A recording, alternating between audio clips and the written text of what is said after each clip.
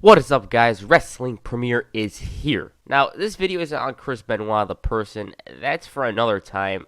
But what this video is about is Chris Benoit's title reign. Now, once again, I gotta mention, this video isn't on Chris Benoit, the person, but his title reign. So don't think that I'm trying to speak good on Benoit himself. It's about his career. Now that's out of the way, let me just say that this title reign was weird. Why? Well, Benoit was randomly main eventing WrestleMania, something that fans didn't think would happen a few months earlier, or maybe they did because Benoit might have been pegged to face Lesnar early on. In this video, I cover Chris Benoit's title reign. For me to cover this one, we gotta go back to January 25th, 2004.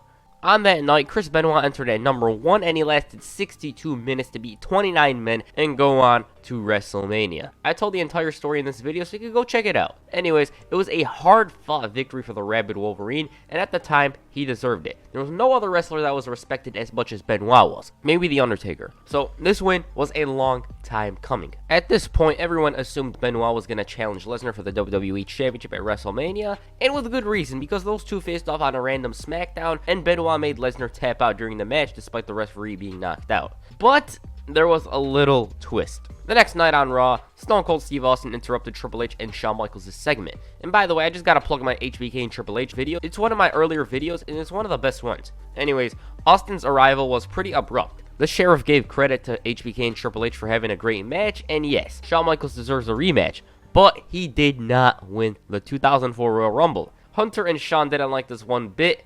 Out he came. The Royal Rumble winner, Chris Benoit. This was back when seeing someone on a different show was very wild. Benoit said that for 18 years, he's fought to be the best, and it took him 62 minutes to beat 29 men to get the opportunity to face the best at WrestleMania. Benoit ended the promo saying that at WrestleMania, he's gonna fulfill his destiny by becoming the next World Heavyweight Champion. JR and Jerry Lawler couldn't believe these turn of events. They were like, this is not UPN, this is Spike TV, this is Raw. Since Benoit officially made the move to Raw, a contract signing was scheduled for the February 9, 2004 episode of Raw. Obviously, you know who was scheduled to sign the contract, Benoit and Triple H. Triple H signed first, and just as Benoit was about to put pen to paper, Triple H said that Benoit's knees are weak because he's nervous. He's nervous because the moment he signs the contract, then he's made the jump to Raw. Triple H asked Benoit to imagine winning the title at WrestleMania. It means all those grueling nights in the gyms, Japan, all over the world.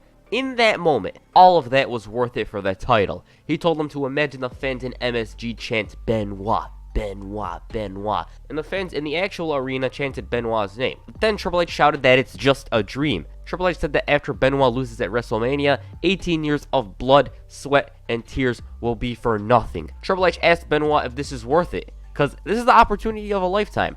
This is what dreams are made of. But this is not a reality. This is a reality.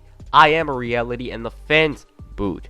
He then asked Benoit to sign the contract, and he told him, no pressure, kid. Underrated promo. I never even saw this promo before yesterday, and I liked it. He tried to goad Benoit out of it by giving him an image of that night in MSG, but Benoit didn't care, and as he was about to sign the contract, another problem arose. Shawn Michaels came out. HBK said that he appreciates what Benoit did at the Royal Rumble, and the last thing he wants to do is rain on his parade. Michael said that this issue between him and Triple H eclipses any dream, contract, or piece of paper, and it's been 10 years in the making.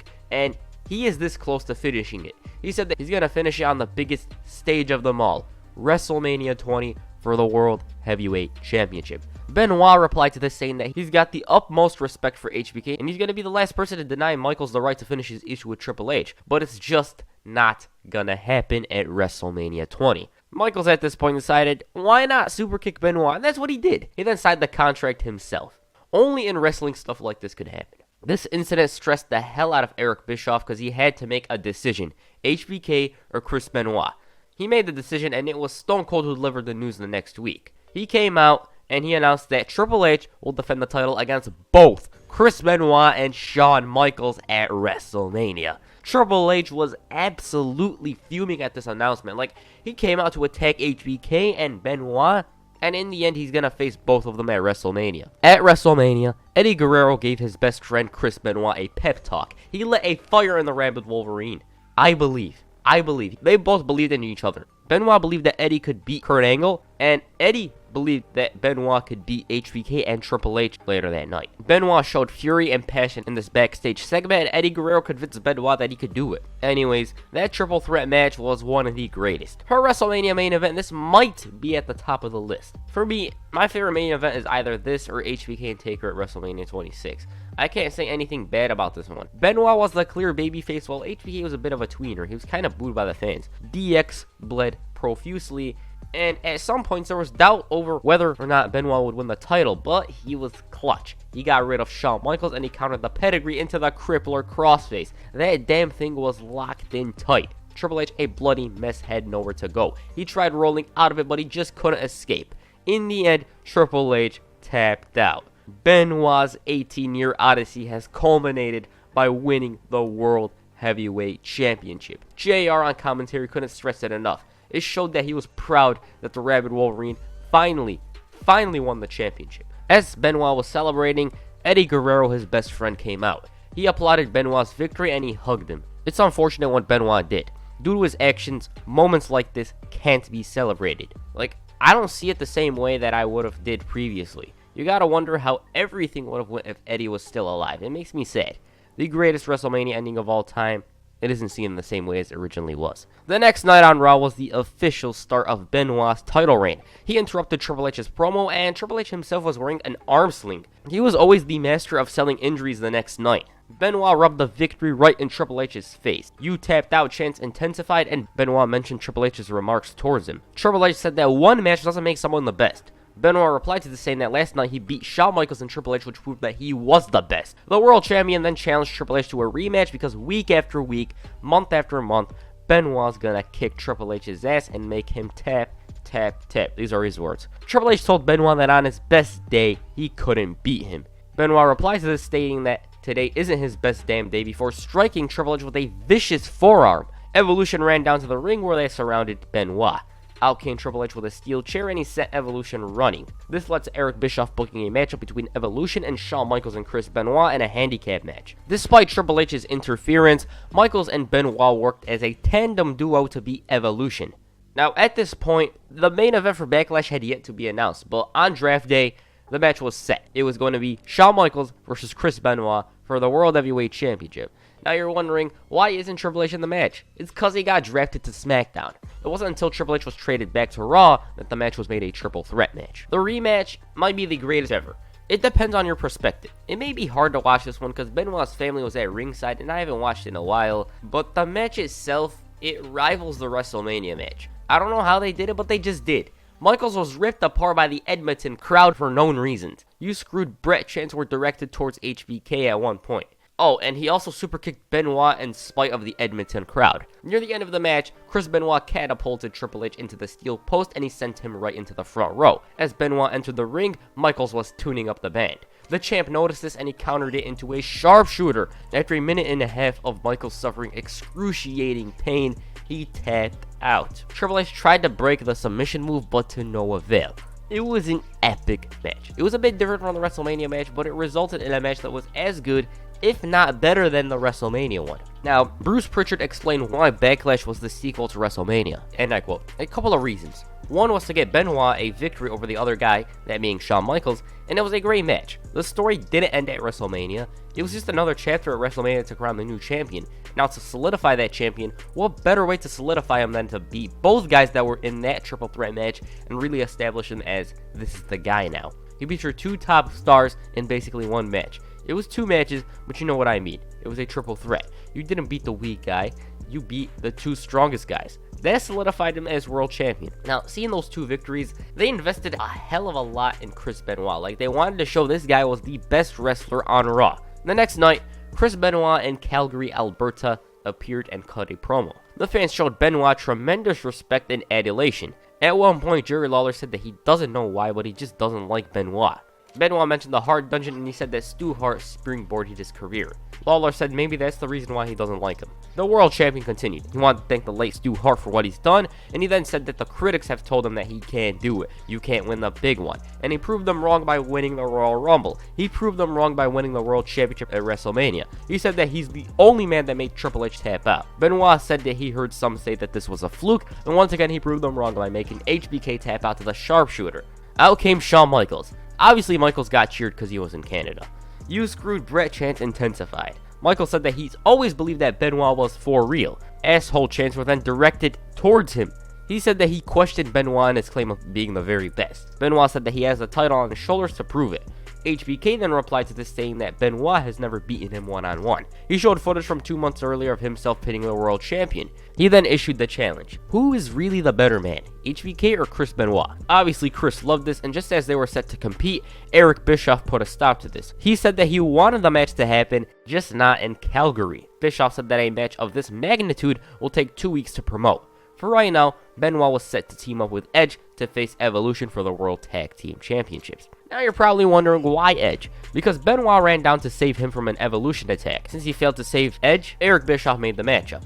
At this point, it seemed like Benoit and Edge were spent, but this would come back to bite Evolution. During the match, Triple H interfered and attacked Benoit, but HBK suddenly appeared and he super kicked the game. In the ring, Edge hit the spear on Batista to win the Tag Team Championships. Calgary went crazy. 2 of Canada's natives won Tag Team Gold on Canadian soil. It doesn't get any better than that unless you're winning a World Championship probably. The next week, Benoit and Edge managed to retain the titles against Evolution, but after the match, Triple H came out and he assaulted Benoit. By the way, he had green mist on his face. Triple H sprinted down the ramp, and once he entered the ring, he accidentally blasted Benoit with a steel chair.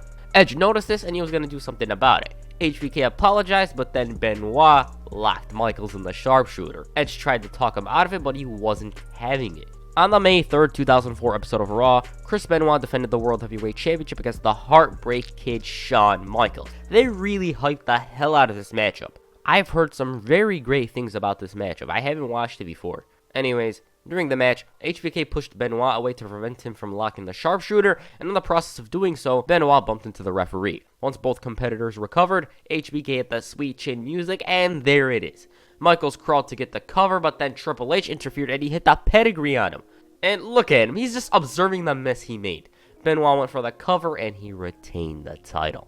Alright, from here on, some say Benoit's title reign took a backseat to the HBK and Triple H rivalry, but personally, I didn't really care because HBK and Triple H were facing off inside Hell in a Cell. This was back when Hell in a Cell was truly the end, so it makes sense for the Cell to be the main event. So who was Benoit's next challenger? On the May 17, 2004 episode of Raw, Kane won a 20-man battle royal to become the #1 contender to the World Heavyweight Championship. The following week, Kane said that he envies Chris Benoit because he's the champion and because he lives a normal life.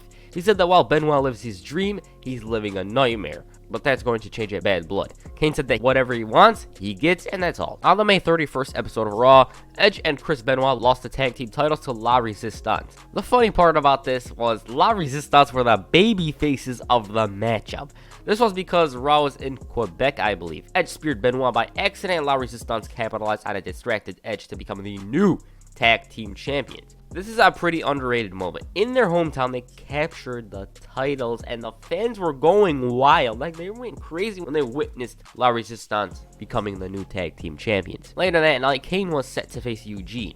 Eugene won by disqualification due to Kane pushing the referee. As Eugene was celebrating, the big red machine sat up. He booted Eugene and he started to take his frustrations out on him. He hit the chokeslam on Eugene, and just as Kane was about to tombstone him on the chair, Chris Benoit came out. He was hell-bent on locking Kane in the crippler crossface, but he ultimately couldn't. He sent Kane running after grabbing a steel chair. On the final Raw before Bad Blood, Chris Benoit and Edge teamed up to face Kane and La Resistance in a handicap match. Benoit tried to lock Kane in the crossface, but he failed, and the big red machine hit a chokeslam on him for the victory. Anyways, at Bad Blood, Benoit had 2 matches. He teamed up with Edge to face La Resistance, and they failed to win the titles, by the way. And Kane and Benoit in a title match. Kane and Chris Benoit's match at Bad Blood was sublime. They told a great story in the ring. Benoit tried to knock down Kane for size and used his submission moves to win the match. Benoit fought, and he capitalized on Kane's mistake in the end, and he locked him in the crippler crossface. Kane was still hell-bent on escaping, and he powered through. So Benoit decided to try and lock the other arm, but just when he attempted to, he rolled Kane up for the victory. Ultimately, this loss was on Kane. He was obsessed with escaping the crossface that it distracted him during the most important 3 seconds of the match. Basically, this matchup proved that Benoit is for real. The next challenger for Benoit's title was the Game Triple H. This time, though, the story was mostly about Eugene and Triple H. Benoit was the third wheel. He tried to convince Eugene not to side with Triple H, but he did anyways. At Vengeance, Triple H and Chris Benoit had a long-ass match. I haven't watched it in a while to judge it. I believe it was good. They were at war until Eugene came out. As the referee was knocked down, Eugene didn't know whether or not to help Triple H or Chris Benoit. The world champion decided for Eugene. He blasted him. Triple H capitalized on this by low-blowing Benoit and performing the pedigree. Eugene then tossed the ref into the ring, but Benoit kicked out.